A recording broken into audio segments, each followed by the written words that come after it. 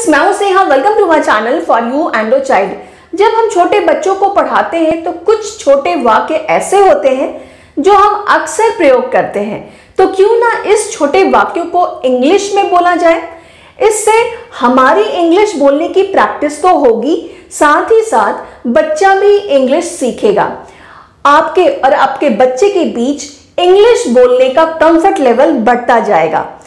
तो आइए इस वीडियो में देखते हैं ऐसे कुछ सेंटेंसेस जो हर माता पिता पढ़ाते वक्त अपने बच्चों के साथ जरूर बोलते हैं, और उसे इंग्लिश में कैसे बोलेंगे वो भी सीखते हैं।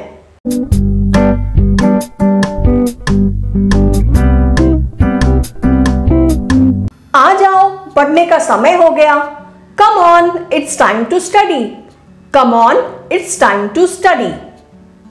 अपनी किताबें निकालो, या फिर हम बच्चे को कहते हैं किसी खास विषय की किताब निकालो, तो उसके लिए कहेंगे टेक आउट योर बुक्स या फिर take out your English book. सीधे बैठो, सिट स्ट्रेट। हम बच्चे को कहते हैं कोई पर्टिकुलर चैप्टर निकालो या फिर कोई पेज नंबर निकालो, तो उसके लिए कहेंगे, जैसे हम कह सकते हैं टेक आउट चैप्टर नंबर 6 या फिर टेक आउट पेज नंबर 42। बच्चे को जब कुछ पढ़ने को दे तो कई बच्चे बहुत धीरे धीरे पढ़ते हैं, तो आप कहते हैं जोर से पढ़ो, तो उसे कहेंगे रीड अलाउड। Read aloud. किसी चैप्टर या टॉपिक को समझाने के बाद आप बच्चे से पूछते हैं समझ गए, तो इसे आप कह सकते हैं अंडरस्टूड। अंडरस्टूड।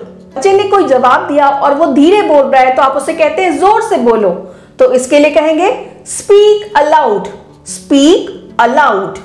कई बार बच्चों को वर्ड्स की स्पेलिंग याद कराने के लिए कहते हैं कि कठिन शब्दों को रेखांकित करो, तो इसे हम कहेंगे अंडरलाइन द डिफिकल्ट वर्ड्स।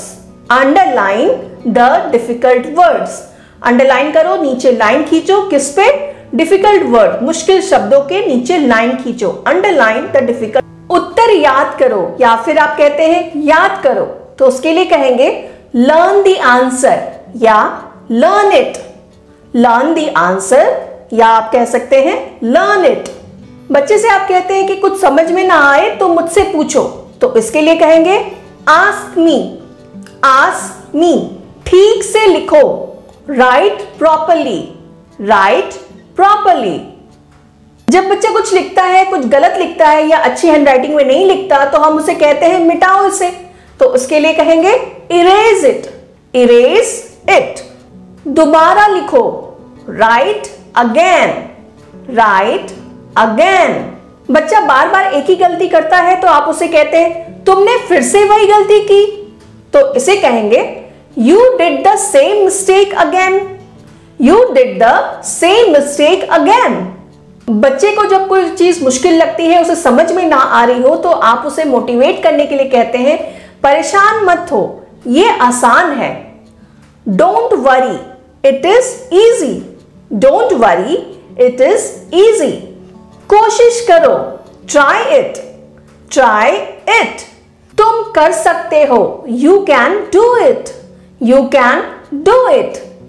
जब बच्चे ने कोई आंसर याद कर लिया होता है या फिर अपनी एक्सरसाइज कंप्लीट कर ली होती है, तो आप उसे कहते हैं दोबारा एक बार देख लो, कहीं आपने कोई गलती तो नहीं की, तो इसके लिए आप कह सकते हैं रिवाइज इट। Revise it.